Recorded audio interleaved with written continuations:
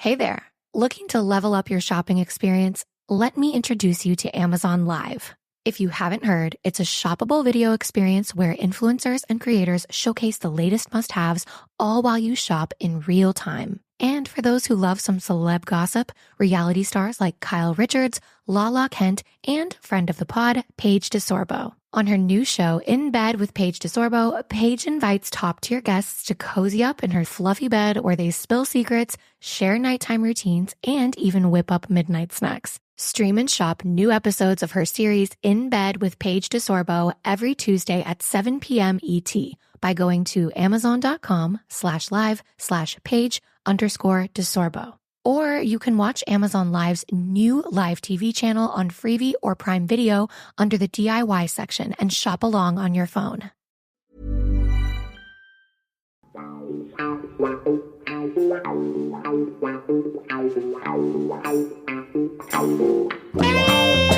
Good morning, sir. Good morning, Mr. Hudson, and welcome all to My Life, My Music. Al, in this episode, we're going to be looking at tours, testimonials, friendlies, and any other business that you want to talk about.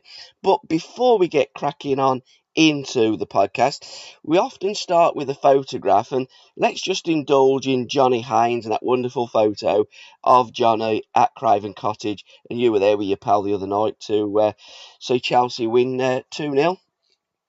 Yeah, I don't go to the cottage too often, boys. They're very you put the thing on the photograph of when we were kids with the Chelsea Boys Club, which was a very special moment. Yeah. I was a little bit too young, but our Chelsea Boys Club was a good team. We have my brother who played for Chelsea in the youth team and went on to play at lower level. He was the one that played against Alan Hudson at Burton that time, and my dad recommended him to Fulham and fell on deaf ears, same as I fell on deaf ears at Fulham. But I've always been a special part of my upbringing, not so much now. Every time I walk past the ground, I think of Johnny Haynes. I knew Johnny Haynes very well. I was getting to know even better when he sadly had that car accident and, put the end to him. It was tragic. He was such a great man. He was in the mould of Bobby Moore, up there. Well, he could have went to any club in the world. Yeah. I think he's probably, when it comes in football terms, I've never seen nothing like him for loyalty. People like Bobby Charlton stayed in Manchester United, okay, but it's all right to stay at a big club. You're playing in big competitions every year. You're winning things. You're in the European Cup, and then they had Munich, and which was tragic and it's close to his heart, obviously. And Bobby stayed there, but John stayed at a very small club like Fulham, but still was one of the first on the team sheet for England for many years, and I've watched him play. The best I've ever seen him play is been on film because I was too young, really. And I wanted to go to Fulham and take his shirt from him. And I told him that, and that's how we become friends. And I once wrote a book about him, where Fulham going to get the next Johnny Haynes from. And he wrote back to me, he says, "You can't print this," he said, "because Chelsea people will shoot you." I went, "John," I said, "let me worry about the killing, I said, this is worthy of your art. It's a great book. And strangely enough, Paul, everything I wrote in the book has come to light. It's all come true because this was before the foreigners were coming over, the foreign players, and saving our game in many ways. But and the first player I mentioned, I said there would only been one replacement for Johnny Haynes in the kind of modern game then, who I come across, and that would have been Gunter Netzer. Yeah. If he'd have went to Fulham, and he would have graced the Fulham shirt. And the terrible thing about Fulham was, it's always been known as a comical club, because of Tommy Trinder and the London Palladium and all that. They had people say, "Oh yeah, they had George Best later on, who played there with Marsh and all that." I said, but George was finished. George went there for a laugh, and he lived around the corner, so why not? But no, Johnny Haynes was very, very special, mate. Very special to me. But and as I say, he came down. I come out of hospital, and my friend Tony Millard in Fulham now. He's got the Clarence pub. I use that often, and I'm a regular in there. And Tony had the bar in Ealing Studios, and he put on a big do for me when I come out of hospital, money raiser, and well, it was a money raiser come, celebration for me getting through the coma and all that. And Johnny drove that. His mate Tommy Barnum, who owned the betting shops in Fulham, and was John's best friend, and he drove John down from Edinburgh. And John turned up the night as a surprise guest, and it was just that was what the kind of man he did it for nothing. He even put money in the kit, not unlike today. I could tell you many players who would have wanted money to come down, but I didn't even know he was coming, and it was just such a thrill. He was such a wonderful person, He was like, as I say, he was in the mould of Bobby Moore and that, one of the all-time greats. And you did wear Johnny's shirt, his white shirt, but it was the white shirt of England, that number 10 shirt. Yeah. But he was famously called the Maestro, wasn't he, Johnny Haynes? One of the best passers of the ball that England have ever seen. And, when you alluded to where will Fulham find another Johnny Haynes? I mean, where will England find another Johnny Haynes? He was in a league of his own, wasn't he, Johnny? Bless him. Well, the comical thing about it all is, which we speak about a lot on our show, is he's like George Best. If George Best had been English, he wouldn't have got a game, and Johnny wouldn't have got a game in the modern game in England's shirt because he was too good a footballer. Yeah. They don't want inside forwards. They come. They're just no inside forwards anymore, are they? You've got the kids that are a little bit like them. Madison's looking good at the moment. Yeah. We had Jack Foden at Manchester, but they're not really inside forwards. They're not playmakers. They don't make the team tick as such. Inside forwards, probably the nearest thing to an inside forward was probably Modric. Yeah. That played at Spurs and has done fantastically well Real Madrid, and David Silva maybe at Manchester City when he was a wonderful player. These kind of players. But no, there's no inside forward. We'll never see Johnny Haynes. But yeah, Gunter Netzer, I put him down, and then all of a sudden I said, well, if they get Gunter Netzer in, they're going to have to bring other players in and mention 3 or 4 or 5 different foreign players. And that's exactly what happened. It's unbelievable. It's almost as if they read my book. It's a pity that the FA didn't read your book, Al. It's a pity that the people in suits didn't listen to you and take on board your suggestions on how to move the modern game forward. We did go back on one of the podcasts when you said about the 1953 demolition of England by Hungary at Wembley. They went back to the drawing boards, but unfortunately they couldn't draw, and that just about sums up English football. But let's go to your tours and testimonials.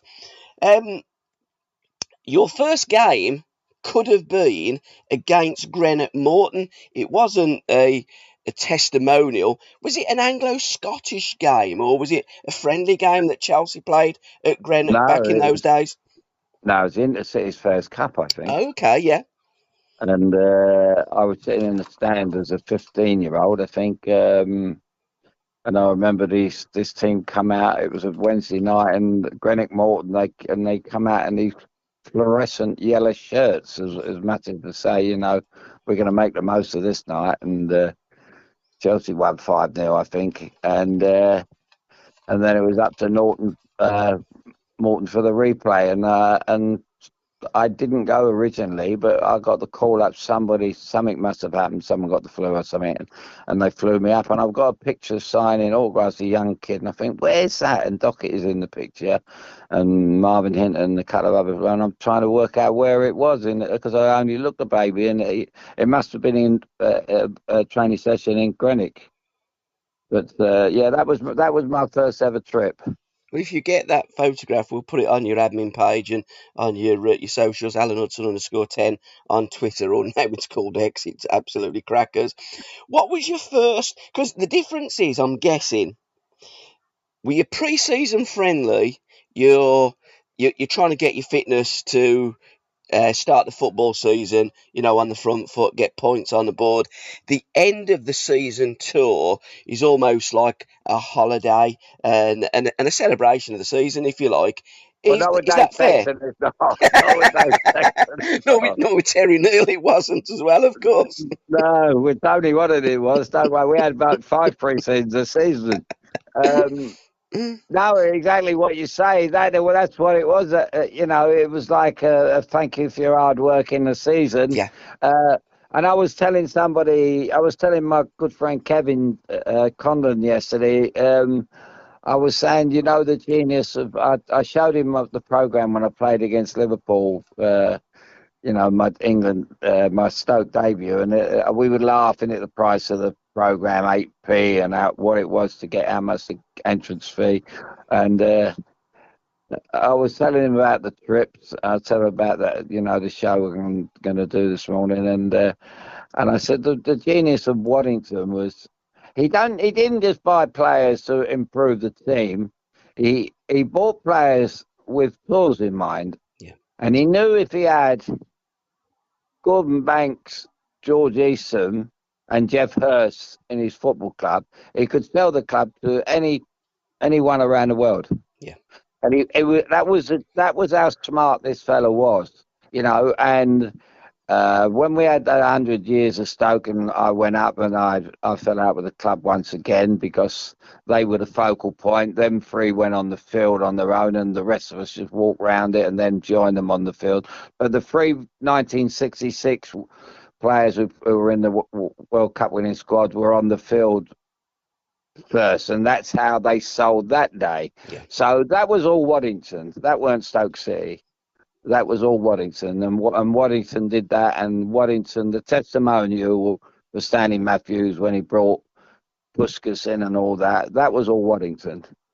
Stoke City wouldn't have had the first clue how to put on something like that. That was all the genius. That was all the upstairs work of Tony. He was an absolute Incredible. genius, and this January, it's going to be 50 years, the anniversary of Alan Hudson joining Stoke City and really transforming that club to be one of the big hitters in the Football League, almost winning the league in 1974-75 season, Al. And sadly, had that roof not blown off, who knows what Stoke could have done under Waddington and bringing them players. Because let's just talk about that tour of Northern Cyprus. He signed Jeff Salmons, and did you tell me in a previous podcast he almost signed Francis Lee? God rest his soul, he's just recently passed away. He had anyone that walked into the Golden Sands Hotel bar, he would have pinned against the wall. And he said to me one day, I think we spoke about it, I've got it written down on my little notepad, Famagusta, because of the war started when we were there. They thought we started it. It was we was by the swimming pool after about 3 days. We played the local team, Famagusta, and I think we might have played Sheffield United. I can't remember. The trip was that good, And Tony came up by the swimming pool, somewhere you never see him. He had his shirt hanging out his pants, and the same old Tony. He'd been up all night, and he'd been having a good time. And he said, "I need a favour off you, Al." I said, "What's that?" He said, "Will you come to watch Sheffield United play tonight with me?" So I went, "No." I said, "I can't." I said, "I'm going out." I said, "We're on tour, mate." So he went, "Al, do me a favour." He said, "Because what it is, I'm thinking of signing a player from Sheffield United, and I want your blessing. I want to see if you think you could play with this bloke." That's how thorough he was. Yeah.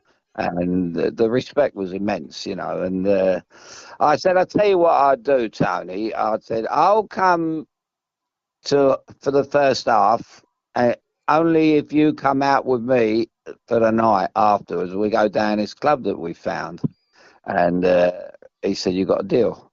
So I went and watched Jeff Salmon's play. And strangely enough, Jeff Salmon's played this night in my position. And I said, the way he's playing now, I know they're only playing Famagusta. I said, but he'll end up taking my place the way he's playing here. He went, no, he says he's a left-sided, left.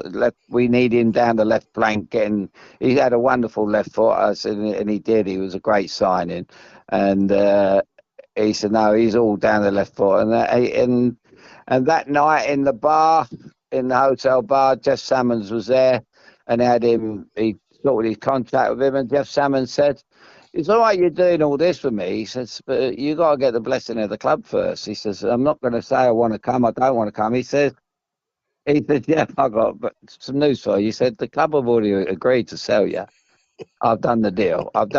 You're coming to us. He says, not only that, I got you a ready-made roommate. And I'm standing next to him, aren't I? And he went, you got in there. He wished he hadn't have done it now. But, and Sammy and I become like the Siamese twins in Stoke, and exactly what you just said, the following night, Franny Lee was in there. We're trying to, which would have been a great signing, with Jimmy Greenoff and Jeff Hurst up front. Jeff was still a good player, but Franny would have got a lot of goals for us. And again, and he could. That's the fact. When we played Leeds, he could have smashed Norman Hunter again, couldn't he? I mean, again, one of the game's characters, and City let him go. They thought that his shelf life had gone, but won the Football League Championship with Derby in '75. And again, had he have signed on that tour for you, may have won the championship for Stoke City in the '74-'75 season. Waddington was that close, wasn't he? Absolute genius of a man. And Sammy, famously caught 4:30 in the lift by Don Revie, put pay to his England career, didn't he?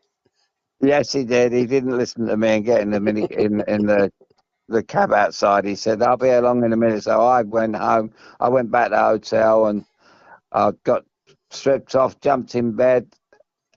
Door went. 5 minutes later, he walked in. He said, "That's up my international career over before it's begun." I said, "Why? What have you done now?" He said, "I got in the lift with Don Revie." And we had an 11 o'clock curfew on a Saturday night after we played that day. How ridiculous! And everybody was down. It was all down George Best Club that night and having a great night. And he only did it to see who would break the curfew. Alan Clark was standing in the corner, one of his players at Leeds, and I remember walking in and Alan Clark said, "He'll go mad, you lot out." So it's one rule for us and there's one rule for you. And it just shows you what they were like, Leeds, I just couldn't stand them. And our players, 3 or 4 Chelsea players signed for Leeds. I would rather pack the game in and sign for Leeds. Your first tour, Al, can you remember as a kid at Chelsea? You didn't go on to the Chelsea like Barbados, didn't they? I don't know what it was. I missed the Barbados. I missed the Barbados. That was that Barbados tour. I think they went before I got in the first team. They did like Barbados. But I missed the Barbados. That's the one I wanted to go on when I refused to go on the under-23 trip.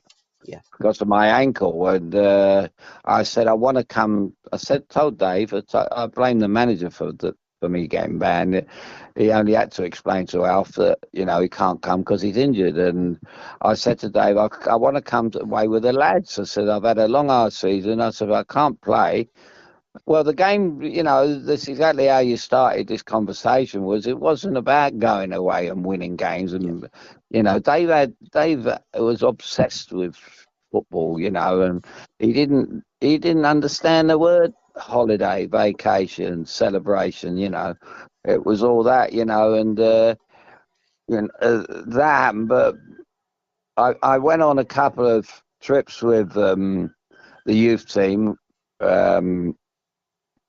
Were quite memorable. One to Germany, I think one was in Bremen, and the one where I went to Lucerne with them, and with Inter Milan and Partizan Belgrade and all that. It was very impressive, you know, to see all the other kids in there. The one thing that caught my eye was the Inter Milan strip, and although it wasn't Doherty, it was you know, he was a one for getting beautiful strips. Chelsea have always had that, and that was all down to Doherty.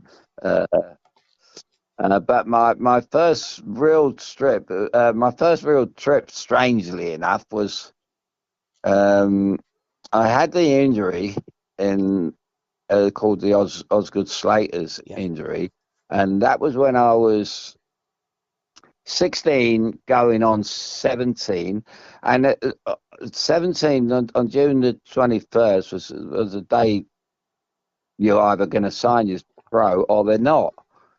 My brother was there before me. They didn't sign him because he was one of the people on in the squad that went to Blackpool that got sent home. But my brother wasn't out with them, but he got tied with them, and he didn't sign him. And there was murders with my father. But then Doherty says, you know, Alan's not leaving here no matter what. He said he's signing here, and I was out with the injury. Then they give me the go ahead. I was out for about 8 months or something with the injury, and I couldn't run. I couldn't jog. I couldn't do nothing. I had a complete rest with my knee, and Doherty got the sack. Dave Sexton came in. And it was only on the say of probably Frank Blunson and Tommy Harmer, my youth team coaches, and probably Dave knew a couple of the first team. They had seen me play as a kid, and they give me a kind of half a trial at Queens Park Rangers one night in a mud heap for Mike Keane. His testimonial, and QPR. I was half a QPR supporter at that time because I'd gone from Fulham to QPR because Rodney Marsh went there. He was the best player, and he signed me the following day, and 2 days later we was in Mozambique. Right. So that was where Eusebio was born, wasn't it? Yes, he was Mozambique. Yeah. Yeah. So that was my first trip. That was my first trip with the senior team.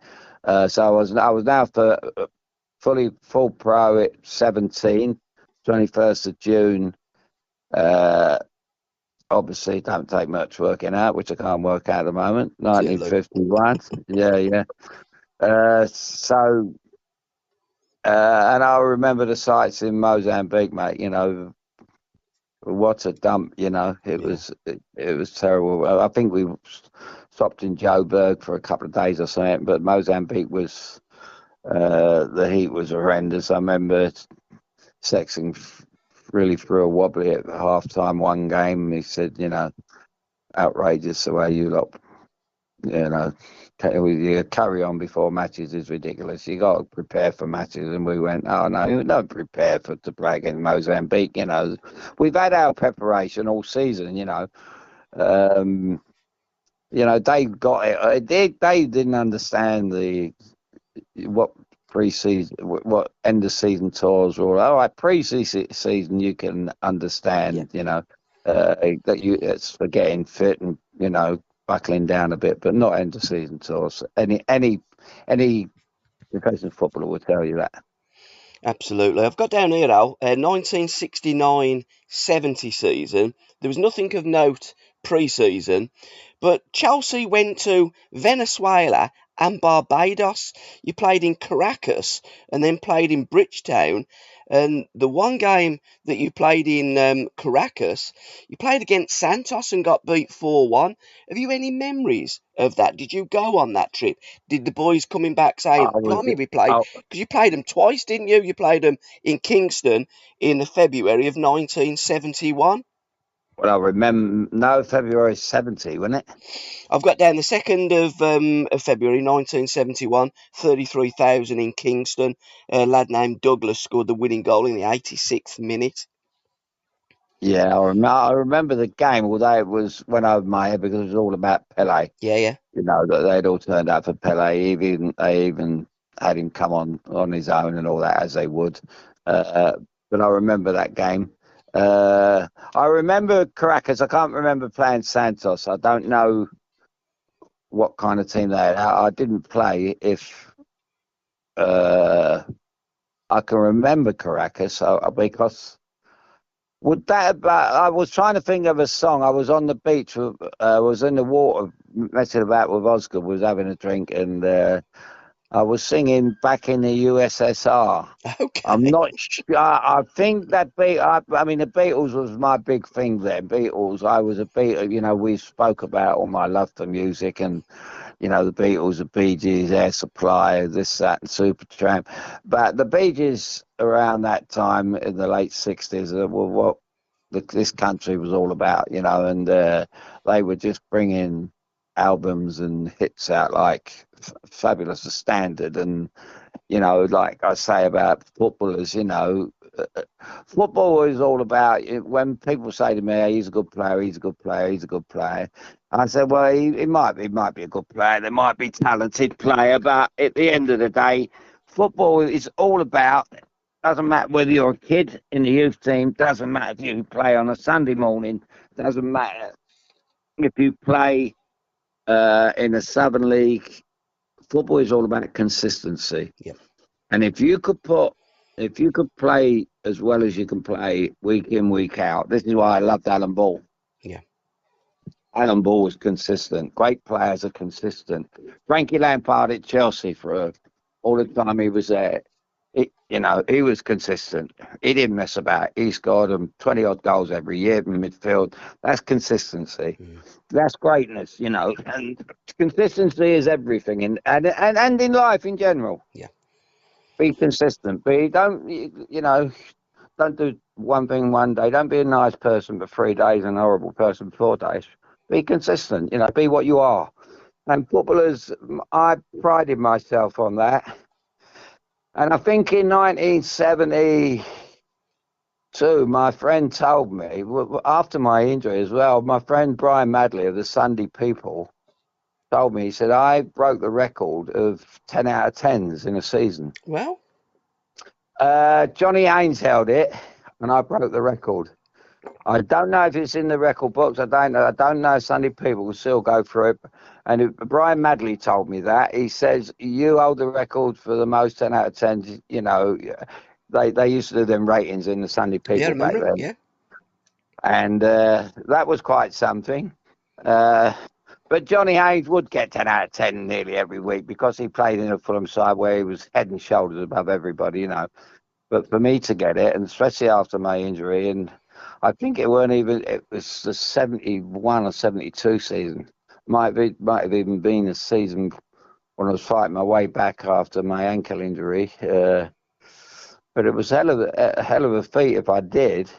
I can remember getting 10 out of 10s quite a few times in certain matches, and I thought I should have got 11 to tell you the truth.